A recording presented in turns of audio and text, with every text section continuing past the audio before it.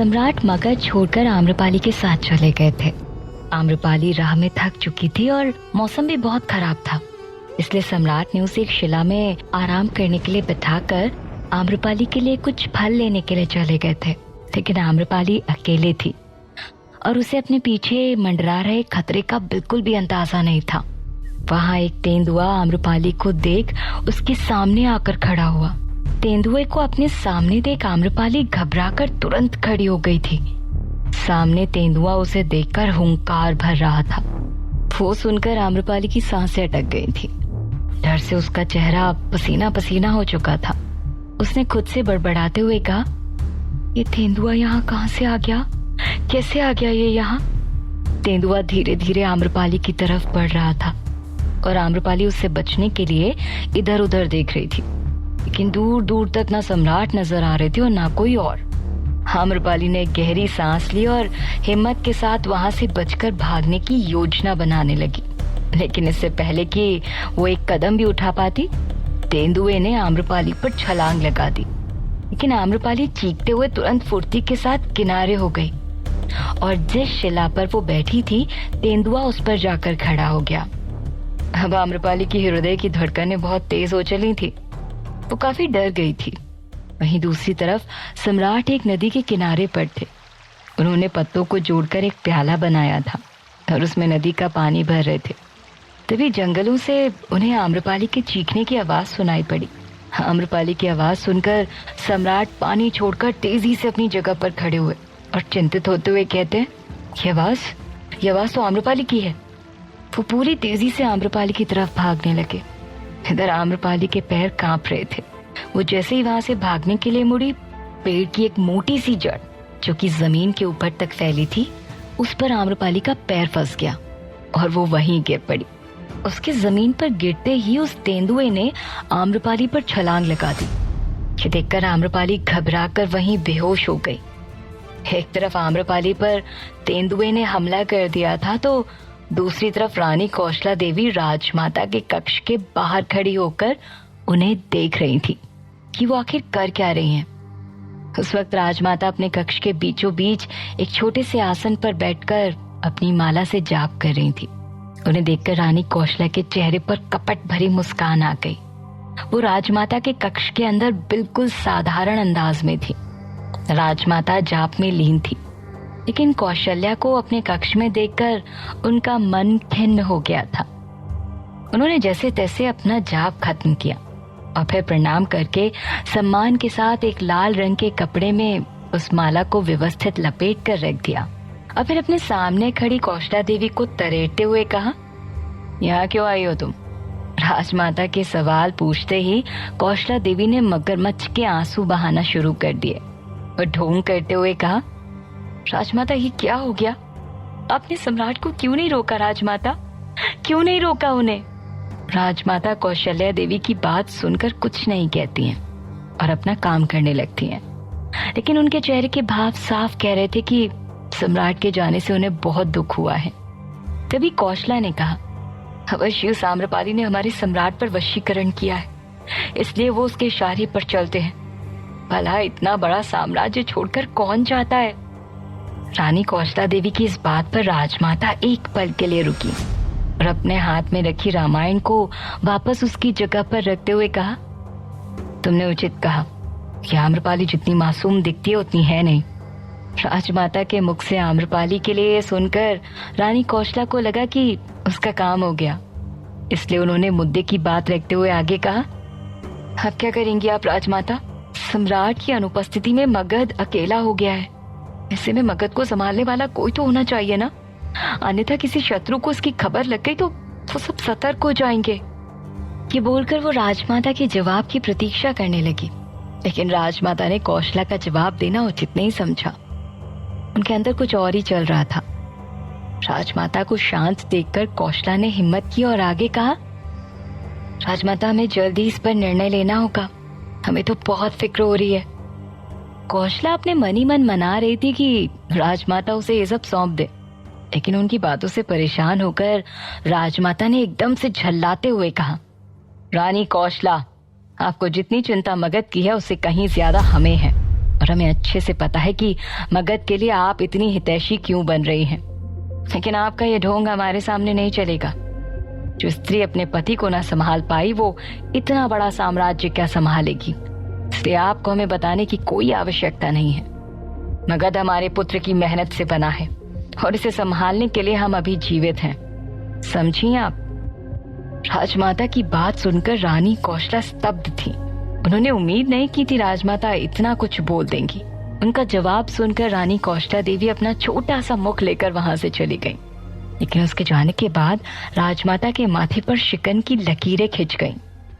वो गहन चिंतन करते हुए कहती हैं, सम्राट मगध छोड़कर चले गए हैं। अब तक तो हमारे शत्रुओं तक ये खबर पहुंच गई होगी। हमें सतर्क रहने की आवश्यकता है।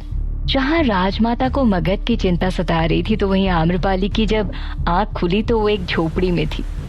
चारों तरफ से लकड़ी, पत्तों और घास फूस से बनाई गई थी वो झोपड़ी। बाहर काफी तेज बारिश हो रही थी जिसकी आवाज उस झोपड़ी के अंदर तक आ रही थी। लेकिन आम्रपाली एक घास के बिस्तर पर जमीन पर लेटी हुई थी। उसे जैसे ही याद आया कि उसके ऊपर तेंदुए ने हमला किया था, वो झट से उठकर बैठ गई और अपने चारों तरफ सम्राट को ढूंढने लगी। वहां बीचों बीच एक दिया जल रहा था जिसकी हल्की रोशनी में पूरी झोपड़ी दिखाई दे रही थी, पर सम्राट अंदर नहीं थे। ये देखकर आम्रपाली घबराते हुए खड़ी हुई और कहती है, सम्राट यहाँ पर नहीं है तो फिर हमें यहाँ तक लेकर कौन आया और सम्राट कहाँ गए? आम्रपाली को अब सम्राट की चिंता हो रही थी। वो उन्हें ढूंढने के लिए झोपड़ी के बाहर की तरफ जाने लगी। उसने जब लकड़ियों से बने दरवाजे को खोला तो बाहर बहुत तेज बारिश देखकर वो रुक गई।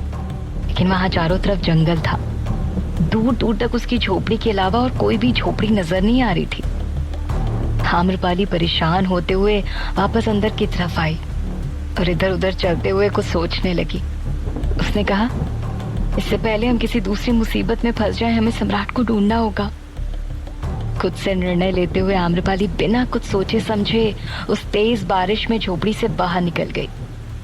वो पानी में बुरी तरह से भीग चुकी थी, लेकिन उसे सम्राट दूर दूर तक कहीं भी नजर नहीं आ रहे थे। वो डरी हुई थी। उस तेज बारिश में उसे कुछ भी नजर नहीं आ रहा था, लेकिन वापस उस झोपड़ी में जाना उसे खतरे से खाली नहीं लग रहा था। लेकिन सवाल ये था कि सम्राट जा कहाँ सकते थे। झोपड़ी के किनारे कुछ दूरी पर एक नदी थी।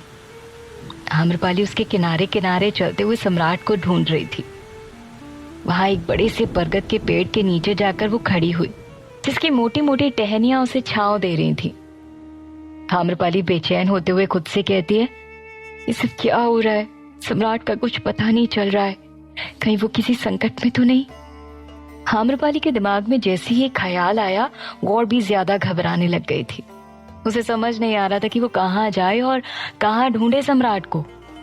पूरे जंगल में आम्रपाली अकेली थी।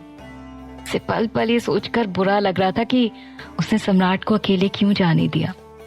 यदि वो सम्राट के साथ चली गई होती तो ऐसी स्थिति उत्पन्न ही ना होती।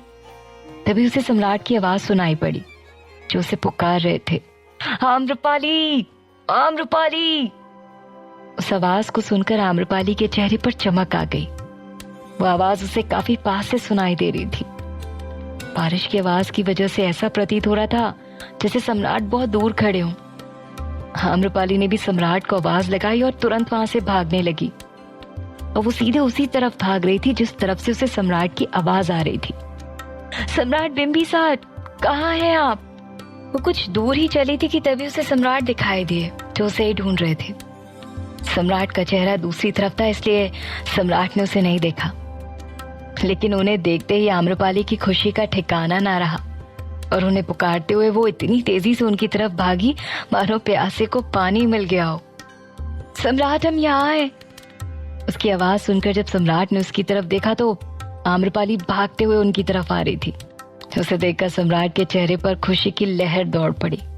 लेकिन जब तक सम्राट कोई प्रतिक्रिया दिखा पाते, आम्रपाली एकदम से आकर उनके गले लग गई। ये देखकर सम्राट एक पल के लिए आश्चर्यचकित थे, लेकिन आम्रपाली का डर वो महसूस कर पा रहे थे। उनके चेहरे पर हल्की सी मुस्कान आ गई और फिर उन्होंने आम्रपाली से कहा, आम्रपाली, आप उस झोपड़ी से बाहर क्यों आई? सम्राट की आवाज सुनकर आम्रपाली को एहसास हुआ कि उनके गले से लगी हुई है। वो तुरंत उनसे दूर हो गई। पहले तो उसे थोड़ी झिझक महसूस हुई, लेकिन फिर उसने कहा, उस झोपड़ी में आप हमें लेकर गए थे? तो सम्राट ने कहा, पहले आप हमारे साथ वापस उस झोपड़ी में चलिए, बारिश बहुत तेज है, आपका स्वास्थ्य खराब हो जाएगा। वहां चलकर हम आपको सारी बातें बताते हैं। सम्राट की बात मानकर आम्रपाली उनके साथ झोपड़ी में आ गई। जब वो वहां आई तो उसने देखा कि काफी सारे फल एक पत्ते की टोकरी में भरकर रखे हुए थे। इससे पहले सम्राट से वो कुछ बोल पाती, सम्राट ने कहा, आम्रपाली, उस तेंदुए की वजह से आप बेहोश हो गई थी और बारिश की बूंदें पड़ने लगी थी, इसलिए हम आपको यहाँ लेकर आ गए। फिर उस तेंदुए का क्या हुआ? आम्रपाली ने उलझन में आते हुए पूछा। तो सम्राट ने कहा, आम्रपाली, जब हमने आपकी चीखने की आवाज सुनी तो हम तुरंत आपके पास आए, लेकिन उस तेंदुए से आपके प्राण आदिवासियों ने बचाए हैं। आदिवासी? आम्रपाली को कुछ समझ नहीं आया। तो सम्राट ने उसे बताया कि तेंदुओं को देखकर जब आप बेहोश हो गई थी तब 2 आदिवासियों ने समय पर आकर तेंदुए का शिकार कर लिया और उसे वहां से ले गए। ऐसा कहते हुए उन्होंने अंत में कहा, ये झोपड़ी भी उन्हीं आदिवासियों की है। वो दोनों आदिवासी यहाँ उस तेंदुए के शिकार के लिए आए हुए थे और यहीं पर रुके थे। आज उन्हें वो तेंदुआ मिल गया, इसलिए वो इस झोपड़ी को छोड़कर चले गए और इसे हमें दे गए। सम्राट की बातें सुनने के बाद आम्रपाली को समझ आ गया कि उन आदिवासियों के जाने के बाद सम्राट उसे झोपड़ी में लेकर आए होंगे। तब सम्राट ने आम्रपाली से पूछा, ये सब तो ठीक है, लेकिन आप हमें बताइए कि झोपड़ी छोड़कर इतनी तेज बारिश में आप कहाँ चली गई थी और क्यों?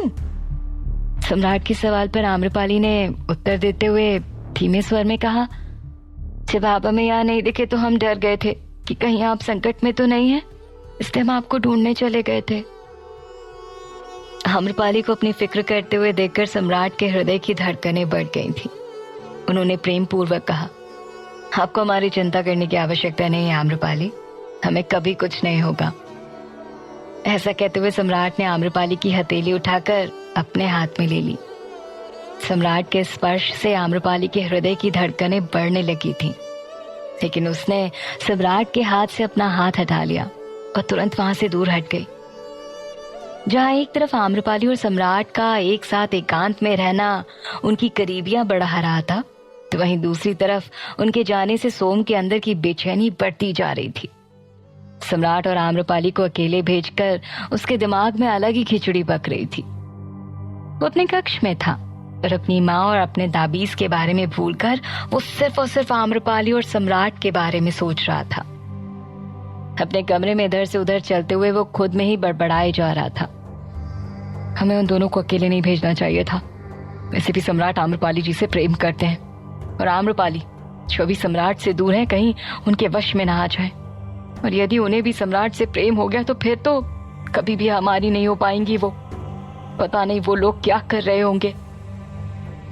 तभी सुलभा किसी से छुपते छुपाते ही सोम के कक्ष में आई और उसका द्वार बंद करते हुए कहती है, पुत्र, तुम्हें भी यहाँ से चले जाना चाहिए था। सम्राट के बिना मगध सुरक्षित नहीं है, और खासकर तब जब तुम्हें पता है कि तुम्हारा संबंध मगध के राज परिवार से है, तो तुम्हें यहाँ नहीं रुकना चाहिए। उसी दौरान सुलभा का जवाब देते हुए राजकुमारी वहां आ गई और उनके करीब आते हुए कहा, लेकिन हम यहाँ से नहीं जा सकते जब तक हमें ठोस वजह ना पता चल जाए कि आखिर क्यों सम्राट सोम की माँ से इतने क्रोधित थे। क्या किया था सोम की माँ ने? तो सुलभा ने कहा, लेकिन पुत्री, सम्राट के अलावा ये कोई भी नहीं जानता कि उस वक्त हुआ क्या था। उन दोनों की बातें सुनकर सोम का पूरा ध्यान अब अपनी माँ और सम्राट पर था। उसने अपने मन में कहा, हमारे जन्म के पूर्व से ही सम्राट हमारे जीवन में शनि बनकर आ गए थे। पहले हमारी माँ, जिन्हें न जाने वो क्यों ढूंढ रहे थे, क्यों उनसे नाराज थे, और हम आम्रपाली, जिससे वो हमसे दूर किए जा रहे हैं। हमें सम्राट के बारे में पता लगाना ही होगा। कुछ तो बहुत बड़ा रहस्य है जो छुपा हुआ है, जिसे सामने लाना ही होगा। ऐसा सोचते हुए सोम ने सुलभा से कहा, क्या आपको कुछ भी याद नहीं? आपके अलावा कोई और भी तो होगा जिन्हें इसके बारे में कुछ भी ज्ञात हो, कुछ भी। सोम की इस बात पर सुलभा ने अपने दिमाग पर जोर दिया और कुछ सोचते हुए कहा, एक व्यक्ति है जो इस बारे में जानते हैं, लेकिन जब से मातंगी गई है उन्होंने किसी से बात नहीं की, और जो भी उनके पास गया वो उन्हें फटकार लगाकर भगा देते थे। मुश्किल है कि वो तुम्हें कुछ भी बताएं, लेकिन फिर भी तुम कोशिश कर सकते हो। सुलभा की बात सुनकर सोम और राजकुमारी दोनों के चेहरे पर उम्मीद की चमक दिखाई देने लगी। आखिर किसके बारे में बात कर रही थी सुलभा? क्या था सम्राट और सोम की माँ के बीच का रहस्य? क्या सम्राट का अतीत उनके वर्तमान को खत्म कर देगा? जानने के लिए सुनते रहिए।